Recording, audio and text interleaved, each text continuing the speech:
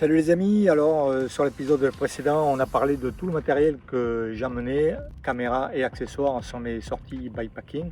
On va parler dans cette séquence un peu plus précisément des drones que j'emmène, à savoir le drone DJI Neo et le drone DJI Mini 4 Pro, voilà, de la série des Mini. Le Neo, vous allez voir, c'est plus un assistant personnel qui va vous suivre, c'est parfait pour le tracking. Il a également des modes automatiques et intelligents pour faire tout un tas de vues vraiment sympathiques. Il peut tourner autour de vous, il a un mode fusée, un mode drone où il va s'éloigner et revenir vers vous. Et le DJI Mini 4 Pro, je le réserve surtout pour des paysages et des vues un peu plus en hauteur, etc. et un peu plus lointaines. À savoir que c'est un drone que je n'amène pas tout le temps, mais si je sais que je vais survoler des beaux paysages sauvages, je l'amènerai à coup sûr. Dans ces cas-là, c'est un drone qui devient indispensable. Le DJI Neo, vous le connaissez, alors c'est parfait pour le tracking, je l'amène quasi partout.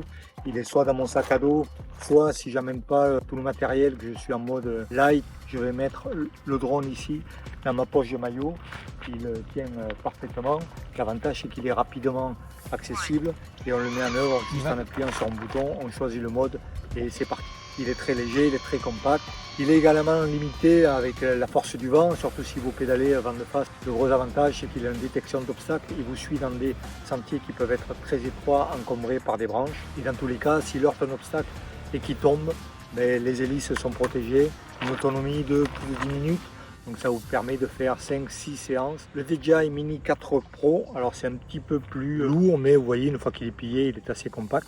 Donc c'est la mise en œuvre qui va être un peu plus longue. Donc quand vous roulez, etc., il faut savoir qu'il faut s'arrêter, il faut le sortir du sac, le déplier, le mettre en œuvre et également l'accoupler avec la télécommande, sachant que tout ça prend une grosse minute avec l'appairage. À partir de Mini 4 Pro, vous avez une détection d'obstacles à 360 degrés, donc c'est pour ça que je suis passé du 3 au 4 à l'époque, parce que c'est très intéressant, voilà, ça vous permet d'avoir une alarme quand il s'approche un peu trop d'un obstacle. Donc attention avec les drones, on garde le drone à vue quand on pilote et surtout, on ne dépasse pas la hauteur de 120 mètres par rapport à la hauteur du point de décollage. Je vous donne rendez-vous au prochain épisode pour parler d'autres caméras, voilà, que j'amène dans mon setup vidéo sur les bikepacking.